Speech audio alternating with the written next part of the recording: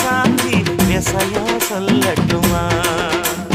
மாமே தரணும் சீரு ரெண்டு மாங்கா கட்டு தோடு. நீ சிரிக்கிற தங்க தேரு ஓ தேவை என்ன கேளு. வெடல புள்ள நானும் ஒரு விவரம் கேட்க வேணும். ஏ தன்ன